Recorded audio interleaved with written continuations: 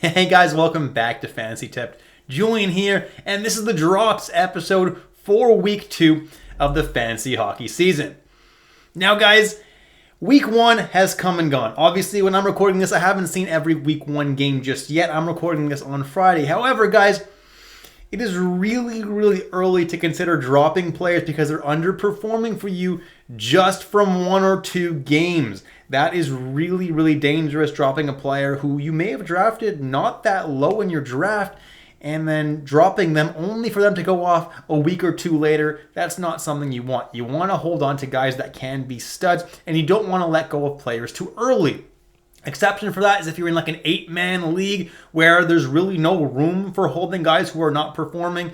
Sure, you can consider dropping some of those guys. Leave a comment down below and I'll try to answer you whether you should be dropping specific players if I don't list them in this video. Before we jump into it though, guys, please leave a like and hit that subscribe button if you haven't already. Every subscription, guys, means a lot to me, and I really do appreciate all of your support. It's absolutely free, guys, so hit that button and even hit that notification bell if you want notifications for every single time a new video comes out that I put out, because you're going to want to get on that right away. I only put ads and drop videos out, guys, pretty much, so you definitely want to be notified when a new one comes out. Let's jump into some forwards now that you can consider dropping now, and the first guy on the list is Jared McCann.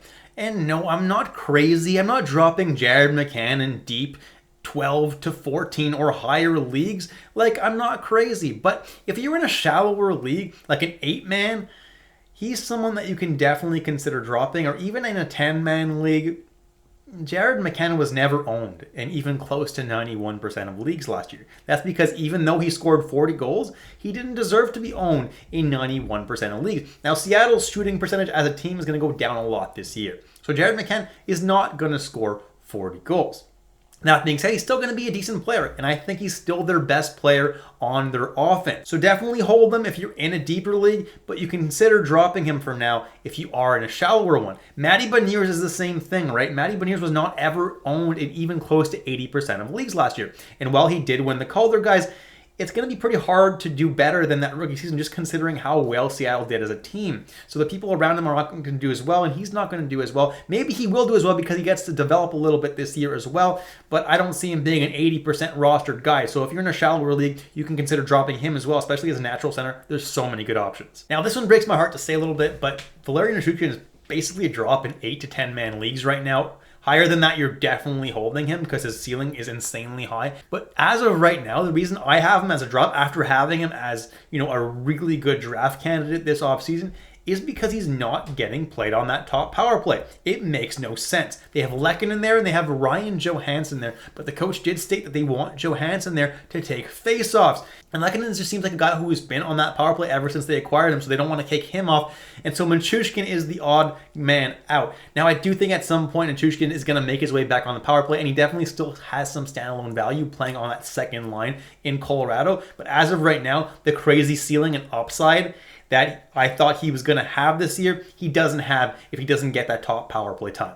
Then I have Matthew Nice, who's a drop in all league formats. Guys, he's not getting top 6 time in Toronto. It's going to be interesting because Nylander was being tried out at center, but it doesn't look like they're going to continue with that. So that third line in Toronto really isn't that strong, and he's only getting power play 2 time, which isn't going to get that much power play time in Toronto. The reason I thought that Nice could have some value this year is because of the possibility of him playing with Matthews and Marner. He's not playing with Matthews and Marner, at least not right now. So right now, he's a drop. Then I have Lukas Reichel of the Chicago Blackhawks. And people were really high on him this offseason because a lot of people thought that he was going to be playing with Connor Bedard.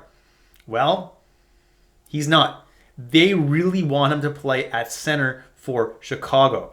The reason for that is because they drafted him as a center, so they're trying to develop him as a center. Now, Taylor Hall went down with an injury, and they're still not playing Lukas Reichel with Connor Bedard. They moved Athanasiou up to that line, so that tells you something that they really do want to keep Reichel as a center, and that's why I would drop Lukas Reichel, because he's not going to be doing a whole lot on that abysmal second line in Chicago, and not even top power play.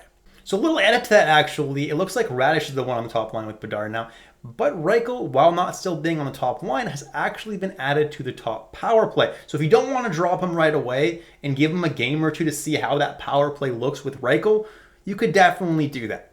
But as of right now, Reichel for me is on thin ice. Jumping into defensemen now, and guys that I included in my list last week are very much still drops for me. Notably, Rasmus Sandin, Philip Hronek, Morgan Riley. These guys are not getting top power play time on their team, and so their value is limited. Now, Rasmus Sandin hasn't played a game yet, so obviously I haven't been able to really evaluate how good he is this year, but I don't really see his upside being that high because John Carlson is that top power play guy. So at best, he's going to score a point every couple of games or so. His peripherals are going to be okay, but I don't really see Sandin being that much of an impact player this year, as good as he is. Hronek is, obviously, people are overrating him right now because he scored 2 assists in his first game.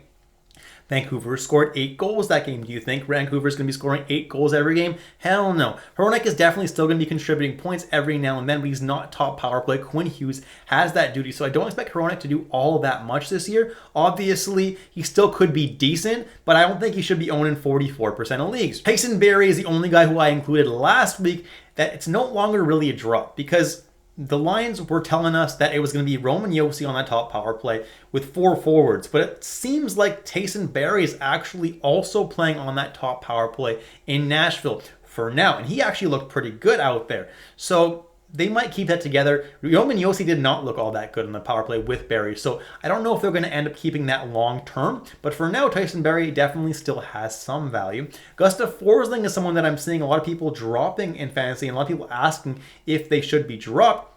Gustav Forsling right now isn't a drop. Gustav Forsling has never needed top power play time to be valuable. He puts up enough peripherals and puts up a point every now and then to be valuable enough.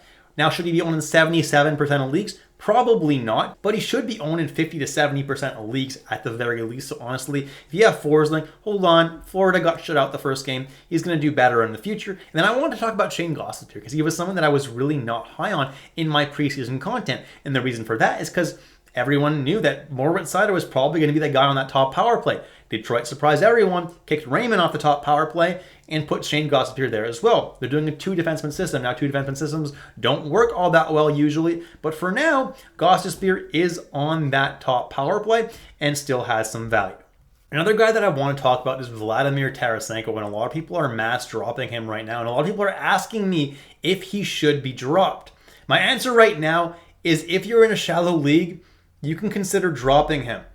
But if you're in a deeper league, I think it's a really bad idea to drop Tarasenko this fast. Obviously, his ice time of only 13 minutes was not that great. Playing on the third line with Greg and Joseph as of this recording. That's where he's practicing right now. And he's only practicing on the second power play. That does not scream fantasy value, that's for sure. The thing is, he's new on Ottawa, so they have to figure out how to deploy him properly. And I think they're going to be rearranging their lines a little bit. And potentially Tarasenko should have some more value going forward. I'm definitely going to be watching him closely this weekend because Ottawa does play a back-to-back. And if Tarasenko still doesn't really do anything and they don't give him better opportunities, he might become a drop in even more leagues. Obviously, though, it's really sad because his upside is really high in Ottawa. If they used him properly, he could be a really lethal weapon. And that's it, guys. Thank you so much for watching all the way through. If you enjoy the content and want even more content like this, please leave a like and hit that subscribe button. And consider hitting that notification bell for every single time I release a new video. You'll get a notification. And trust me, you're going to want those because I only put out videos when I know the content is necessary and helpful. And that's only 2 to 3 times a week in general. Thanks so much for watching, guys, and I'll catch you in the next episode of Fantasy Tipped.